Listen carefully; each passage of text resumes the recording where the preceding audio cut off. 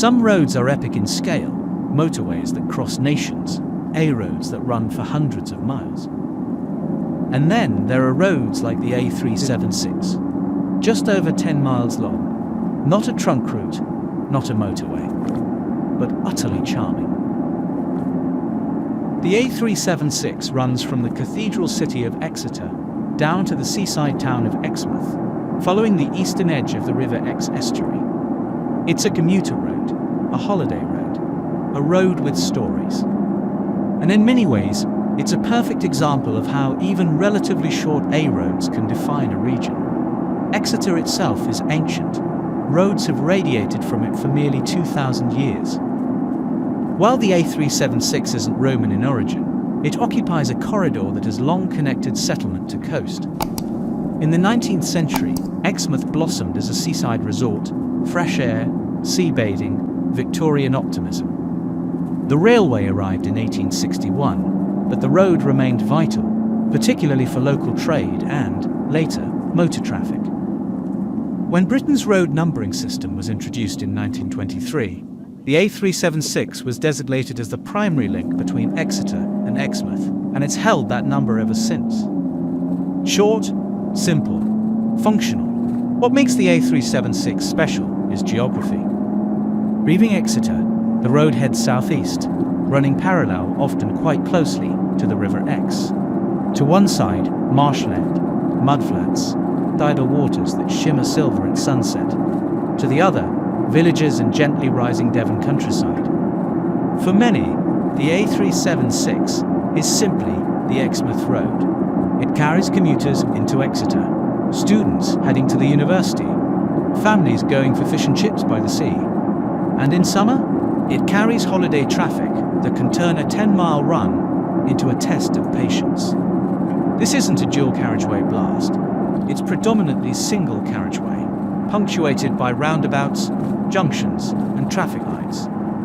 At rush hour, queues form. In summer, holiday traffic builds as beachgoers head toward Exmouth. And yet there's something curiously pleasant about it. You're rarely in a tearing hurry here. You notice the marshes. You spot cyclists on the Exe Estuary Trail, which runs roughly parallel for much of the journey.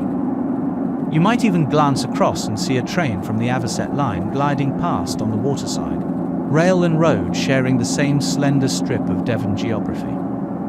It's layered infrastructure, Victorian rail, early 20th century road numbering, modern commuter patterns, all coexisting. As you draw closer to Exmouth, the mood shifts. The sky seems bigger. The light feels different. There's that subtle coastal cue, even before you glimpse the sea. Roundabouts begin to reference the seafront. Traffic thickens on sunny weekends. Windows roll down. The smell of salt drifts in. Exmouth's long sandy beach and promenade have drawn visitors for generations, and the A376 is the primary route delivering them there. Families with buckets and spades, paddleboarders, commuters who live by the sea but work in Exeter. 10 miles, but socially transformative. Building and maintaining a road along an estuary edge isn't simple. Parts of the A376 lie relatively low, meaning drainage and flood management are ongoing considerations. Devon's weather can be enthusiastic at times, and tidal patterns add another variable. There's no dramatic suspension bridge here, no skyline-defining structure, but there's steady, understated civil engineering that keeps the corridor functioning year after year. It's the quiet competence of British A road design. The A376 will never be confused with the M5 or the A30. It isn't strategic at a national level, but locally, it's vital. It binds together Exeter's economy and Exmouth's residential growth. It carries school runs, delivery vans, holiday traffic, evening commuters, and Sunday drivers.